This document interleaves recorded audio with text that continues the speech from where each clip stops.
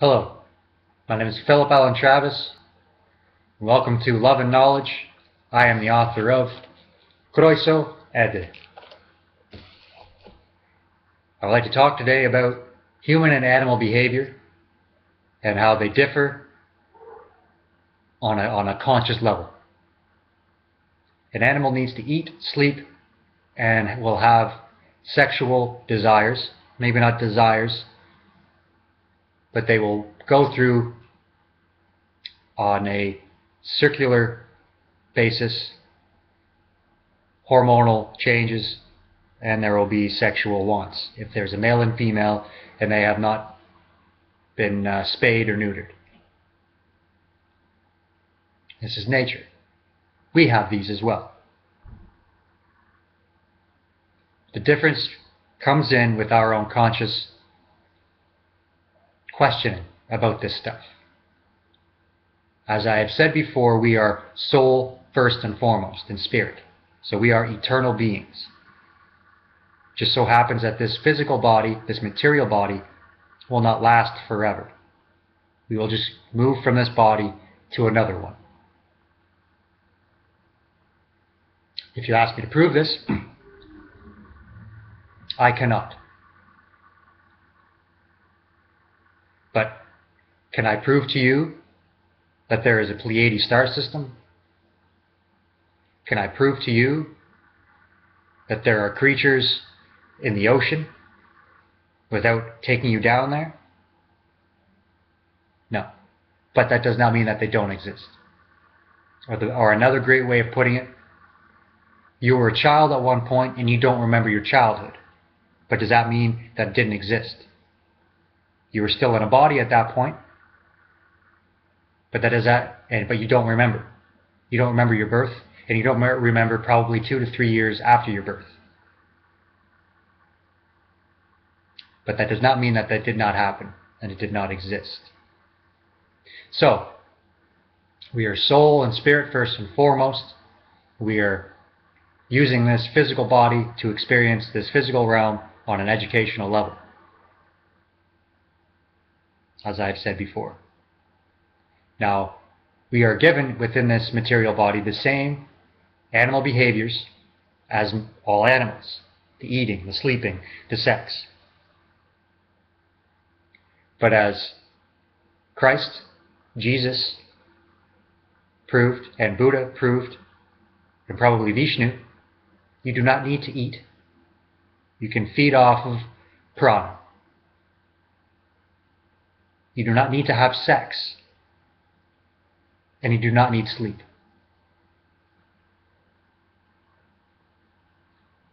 But this is only when you have raised your conscious and your own vibrations to the point where you are now using your soul and your spirit, and you're getting away from this material body. Ascension, so to speak.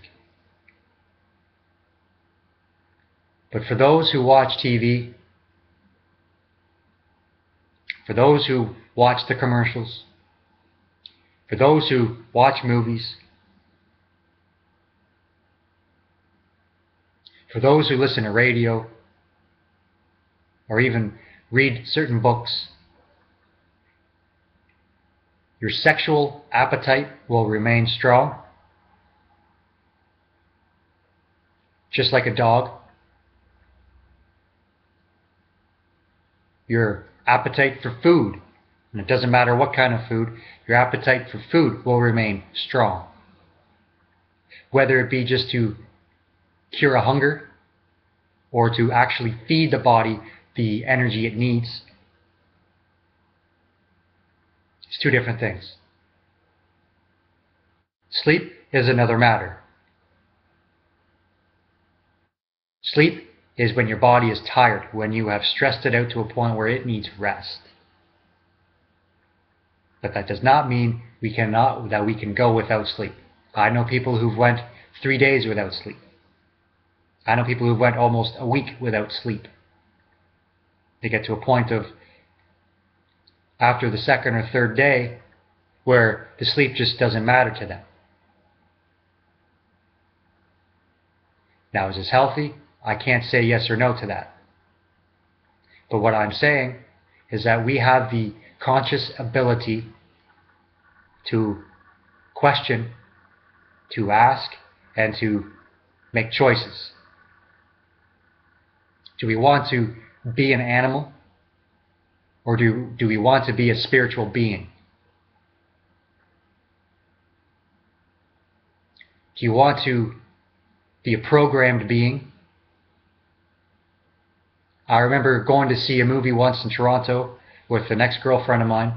I don't remember exactly what movie it was, but at the beginning, this is when they used to play music. It was some nice jazz music. I heard the music stop, and I heard a voice come over saying, "You are thirsty, go get juice." Then the music resumed. I looked over to my girlfriend and said, "Did you hear that?" She said, "No." I looked over and no one else seemed to have paid attention. My friend who worked at this theater told me, yes, he hears that every day now. Now, I guess you could say the nice thing was that voice said, "Go get juice," and not pop or candy. But still, we are being brainwashed and manipulated to stay in this physical realm, to stay in the animal realm. Yes, I'll be honest, my taste buds love pizza. It loves McDonald's. It loves Subway. It loves steak. It loves deep fried everything. But does that mean it is what my body and my spiritual bodies need? What my spirit, what my soul need to advance? No. It is only to stay within this realm. Sexual appetites, porno, phone sex, pornographic books. You don't even need to buy pornographic books anymore. You have things like Maximum and the such, where they play off a guy's basic nature of showing an object and creating a habit or behavior from just showing an object. And I'm not saying, ladies, you're an object, but that's what you're being used for, to sell magazines. Do you like being a product? That is the question. Now, I'm going to say, is there anything wrong with a woman looking sexy, showing off some skin, showing off a little bit, showing off some cleavage and some leg? If she's doing it tastefully, and if she's doing it without the utmost confidence, and she's doing it not to sell sex, I don't see anything wrong with it. The problem arises in the male, the person who will only look at this beautiful being and see, well, let's say they will look into the future and see a sexual cohabitation. They will not look at this beautiful being and see, wow, look at what God has created. Look at what lucky being gets to inhabit this beautiful body. That does not come into the mind of majority of men, especially in the West Coast. Well, in the West. When a man sees breasts, especially here in the West, all of a sudden they become, again, like animals. They're breasts.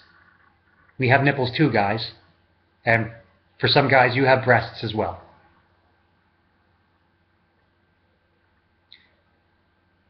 Women are beautiful beings, just as men are very beautiful beings as well. But we are not sexual objects. We are not animals. We have moved past that.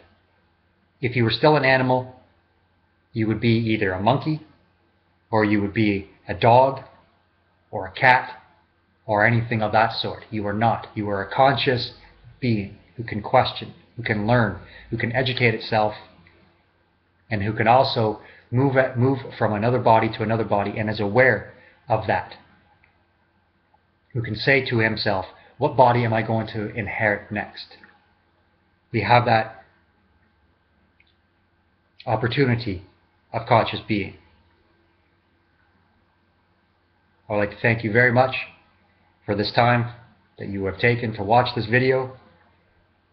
And I would like to thank, pardon me if I pronounce this wrong, Prabhupada. You are a great man. I thank you for the lessons that you have taught us in Krishna through you. God bless, and thank you very much.